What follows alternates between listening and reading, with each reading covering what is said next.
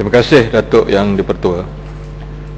Saya juga ingin mengambil bahagian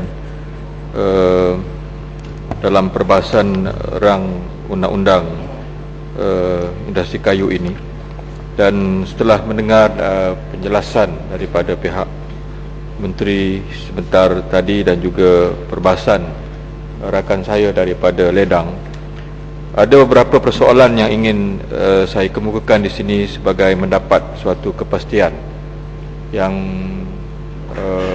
saya rasa falsafah atau matlamat daripada meminda akta inilah untuk mengangkat ataupun menjadikan industri kayu Malaysia lebih berdaya maju, bersaing dan mampu untuk terus kekal sebagai satu lembaga yang satu-satunya dipertanggungjawabkan bagi memajukan industri kayu dalam negara kita.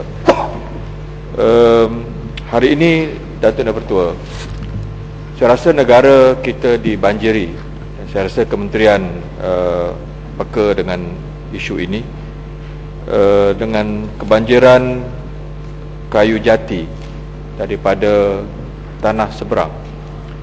Dan kita lihat industri kayu jati ini telah mula mendapat tempat dalam pasaran negara ini, dan saya rasa begitu juga dengan kehendak dan selera isi rumah dalam negara ini. Sekiranya mereka punya pendapatan, maka pilihan hari ini adalah membeli perabot jati. Dan kita melihat di sekitar ibu kota sahaja ataupun di bandar-bandar besar dalam negara kita ini, boleh kita buat satu kesimpulan, hampir majoriti industri kayu jati ini dikuasai oleh orang-orang ataupun pengusaha-pengusaha yang rata-rata menyatakan bahawa hasil ataupun karya ataupun hasil seni perabot yang cantik ini datangnya daripada juga tanah seberang. Jadi di sini saya ingin mendapat satu penjelasan daripada pihak kementerian. Apakah usaha-usaha yang telah dilaksanakan oleh pihak kementerian melalui industri ini untuk kita juga menghasilkan industri jati daripada hasil kita sendiri. Saya dimaklumkan dan kemudian menjadi begitu yakin bila PLAS sebagai contoh telah memperuntukkan dan menanam kayu jati ini di sepanjang lebuh raya utara selatan, dan ada di antaranya telah pun ditebang dan matang untuk ditebang dan cukup untuk menjadi bahan pada industri kayu jati ini. Berapa peratuskah, kalau boleh saya tahu, ataupun sejauh manakah industri kayu jati Malaysia ini telah mendapat tempat pasarannya? Adakah telah dapat dijual pada pasaran tempatan, atau kalau lebih baik dan menjadi kebanggaan kita bersama bahawa industri jati daripada hasil yang ditanam dalam negeri ini dieksport ke luar negara, ya. Kalau Indonesia hari ini boleh menghantar ataupun mengeksport kayu jati ini dan menjadi bahan perabot yang begitu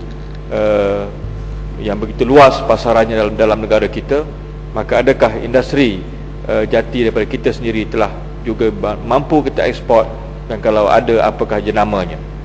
Hari ini kita melihat industri home decorator ataupun interior designer ini telah mula juga menempatkan hasil kayu ini, seni kayu ini menjadi pilihan masyarakat dalam negara kita. Kitchen cabinet ataupun kita melihat bedroom yang menempatkan perabot yang kita lihat jenamanya ialah daripada luar negara, Ecowood sebagai contoh, Timberland. Jadi tak nampak adakah ada satu jenama negara kita yang telah pun muncul dan boleh mengangkat peranan dan tanggungjawab yang telah dimainkan oleh lembaga perkayuan dalam negara kita. Jadi oleh itu saya juga dalam kesempatan ini ingin mendapat kepastian dari pihak kementerian, berapa luaskah tanah, berapa ribu hektar ke tanah dalam negara kita di bawah inisiatif daripada lembaga perkayuan ini yang telah pun ditanam dengan kayu jati ini, yang saya juga pernah satu waktu dahulu diberikan taklimat bahawa ia mendatangkan satu pulangan yang agak lumayan dalam tempoh 5 hingga 10 tahun, yang dikatakan kayu jati ini daripada umur 5 hingga 7 tahun telah boleh mula ditebang, apatah lagi umurnya 10 tahun ya. Berapa ribu hektar ke tanah yang telah ditanam, dan adakah telah melahirkan usahawan kita dalam bidang ini, dan juga dalam spesies-spesies balak yang lain ya. Samping jati ada jenama-jenama lain yang saya rasa kalau ada maklumatnya untuk diberitahu ke dalam Dewan Yang Mulia ini. Demikian juga kita melihat pada hari ini industri kayu juga sedang mendapat tempat dalam industri yang kita lihat cukup berkembang pada hari ini, di mana bangunan-bangunan ya, kerajaan sendiri kita lihat, dan tidak terkecuali juga parlimen ini kita melihat juga dihiasi dengan dekoratornya daripada kayu. Jadi di sini pun kita ingin bertanya, adakah bentuk kayu yang ada di hadapan kita ini, di meja kita ini, adakah made in Indonesia, made in Korea, ataupun dia made in Malaysia.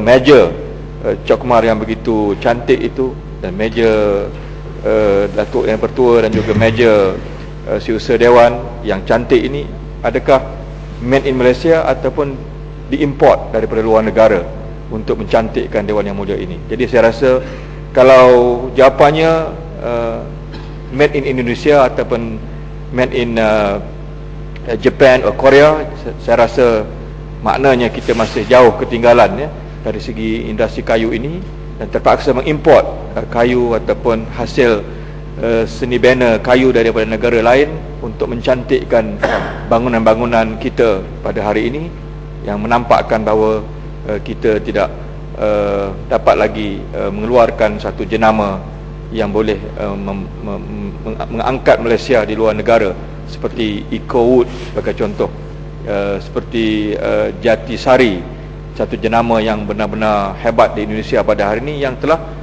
saya rasa memonopoli pasaran jati dalam negara kita. Sekadar itu Datuk dan Tuan, terima kasih. Yang Muhammad Pari Buntar.